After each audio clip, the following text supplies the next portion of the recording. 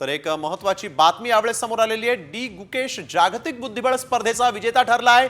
चीनचा grand master डिंग लेरेनचा त्यानं पराभव केलेला आहे। विश्वनाथ आनंद नंतर भारताचा हा दुसरा विश्वविजेता ठरलेला आहे डी गुकेश।